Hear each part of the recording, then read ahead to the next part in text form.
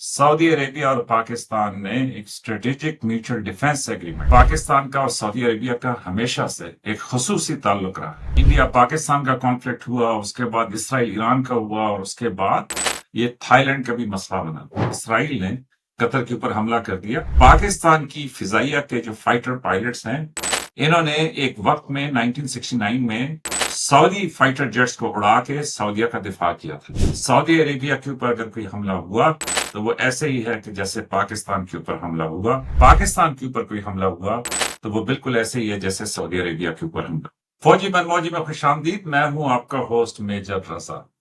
आज की सबसे बड़ी खबर आपने सुनी ली होगी कि 17 सितंबर 2025 को यानी कल वाले दिन सऊदी अरेबिया और पाकिस्तान ने एक स्ट्रेटेजिक म्यूचुअल डिफेंस एग्रीमेंट यानी एक बाहमी दिफा का एक मुआहिदा साइन किया है कि जिसके तहत सऊदी अरेबिया के ऊपर अगर कोई हमला हुआ तो वो ऐसे ही है कि जैसे पाकिस्तान के ऊपर हमला हुआ, और अगर पाकिस्तान के ऊपर कोई हमला हुआ तो वो बिल्कुल ऐसे ही है जैसे सऊदी अरेबिया के ऊपर हमला। तो ये जो मुआहिदा है, इसने बड़ी मतलब इसी कल से अनाउंसमेंट जो हुई, और उसमें आपने वो वीडियोस देखी होंगी कि जिसमें prime minister of Pakistan Shahbaz Sharif जब सऊदी अरेबिया जा रहे थे तो किस तरीके से उनका इस्तकबाल किया गया, किस तरह सऊदीया के जो फाइटर पायलट्स थे उन्होंने एस्कॉर्ट किया पाकिस्तान की प्राइम मिनिस्टर का, किस तरीके से उन्होंने उनसे बातचीत की। तो बड़े शानदार विजुअल्स हैं कि जो देखने से ताल्लुक रखते हैं, और वो विजुअल्स जब आप देखेंगे तो आपको बड़ी खुशी महसूस हो। देखें, आपको ये तो मालूम है कि पाकिस्तान का और सऊदी अरेबिया का हमेशा से एक खसूसी ताल्लुक रहा है, और वो जो ताल्लुक है वो भाईचारे पे, इस्लामी इत्तेहाद या वहदत के ऊपर, और दोनों मुल्कों के एक जैसे जो स्ट्रेटेजिक इंटरेस्ट है उसके ऊपर बेस्ड है। और आपने ये भी सुना होगा कि जी ये जो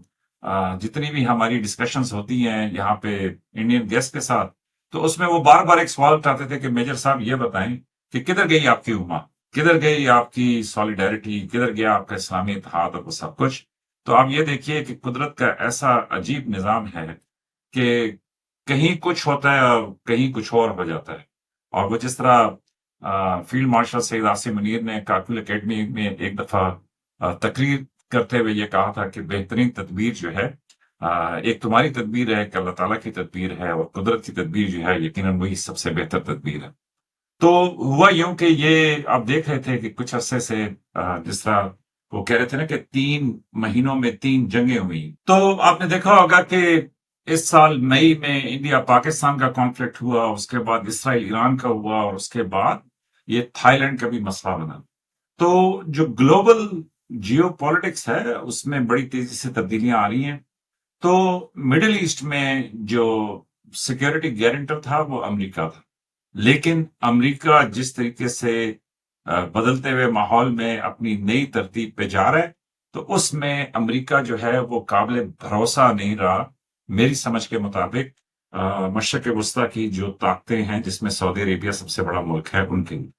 तो ऐसे में फिर आपने ये भी देखा कि ये कतर के साथ इस साल में 2 अजीब काम हुए। एक तो ये कि जब इसराइल ईरान की जंग हुई तो उसमें कतर के ऊपर ईरान की तरफ से एक हमला हुआ। वो हमला कतर के ऊपर नहीं था, लेकिन अमेरिकी अड्डे के ऊपर था जो कतर में मौजूद थे, और कतर ने उसका गिला भी किया ईरान के साथ। लेकिन दूसरी तरफ आप ये देखें कि कतर पे फिर एक दूसरा हमला हुआ कि जिसमें इसराइल ने कतर के ऊपर हमला कर दिया, और वो भी एक बड़ी अनोखी बात थी। तो कतर की सिक्योरिटी को बड़ा शदीद खतरा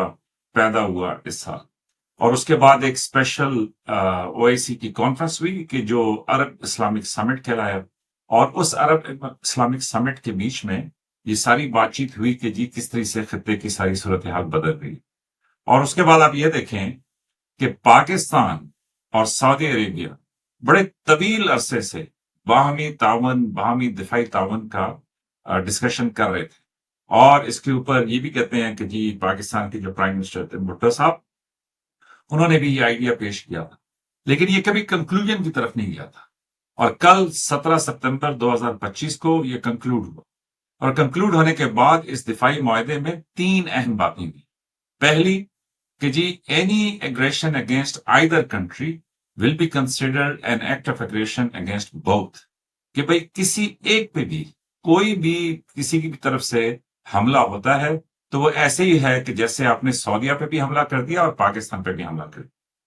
اچھا، دوسری کہ جی دونوں اپنی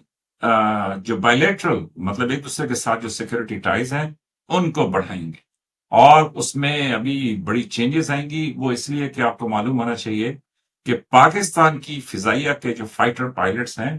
انہوں نے ایک وقت میں 1969 میں سعودی فائٹر جیٹس کو اڑا کے سعودیہ کا دفاع کیا تھا،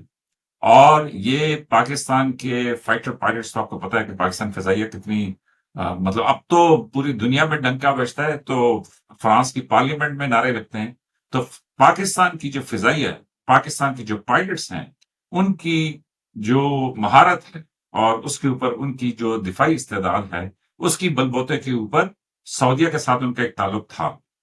پاکستان نے 8,000 10,000 کے قریب سعودی آفیسرز کو بھی ٹرین کیا ہوا ہے، لیکن اس سب سے زیادہ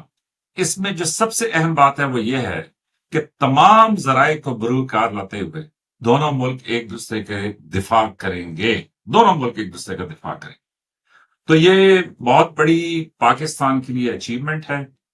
بہت بڑا میسج ہے سعودی عربیہ کی طرف سے پوری دنیا کو۔ اور آپ کو یہ پتا ہے کہ دیکھیں، ایک طرح سے دیکھیں، اگر میں اس کو اسلامی لحاظ سے دیکھوں تو مکہ اور مدینہ کے ساتھ ہر مسلمان کی انسیت فطری ہے۔